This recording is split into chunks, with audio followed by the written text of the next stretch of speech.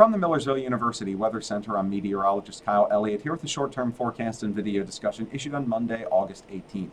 Well, the third weekend of August featured hot and humid conditions across the Lower Susquehanna Valley, but in the wake of Sunday night's cold frontal passage, big changes have arrived, and these cooler conditions are going to stick around through the middle of the week. In fact, high temperatures will be around 10 degrees below normal, not only this afternoon, but again tomorrow and also on Wednesday. So without further ado, let me start by taking a look at our daily climatology.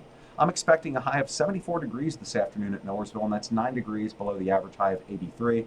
However, this morning's low of 70 was about 9 degrees above the average low of 61, but overnight lows will be much closer to average over the next several nights. Today's record high was 98, set in 2002, with a record low of 43, set in 1981.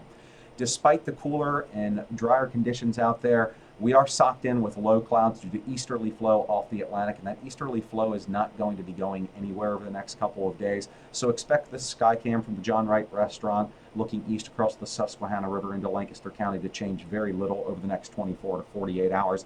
There may be little, if any, breaks of sunshine through the middle of the week. Taking a look at the visible satellite, you've got a beautiful day up in northern PA and New England. The sun is out. There's barely a cloud in the sky. However, that easterly flow off the Atlantic is basically aimed right into the mid-Atlantic states, and so you have these low clouds dammed up against the eastern slopes of the Appalachians from northern Virginia through southeastern PA. And again, this satellite probably won't change too much over the next 24 to 48 hours.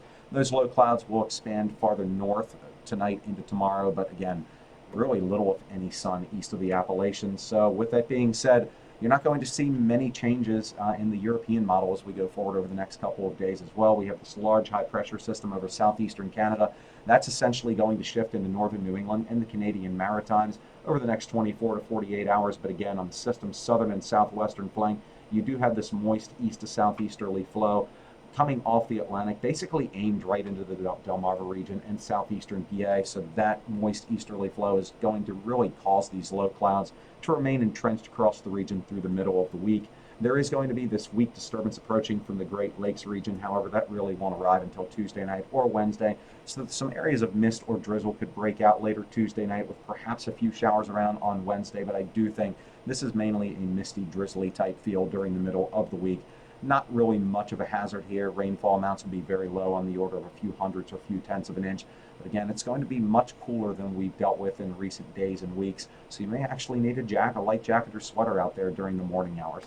So as we take a look at the short-term Campus Weather Service forecast, tonight mostly cloudy, low 64. Unseasonably cool on Tuesday with clouds and a few breaks of sun, high 74.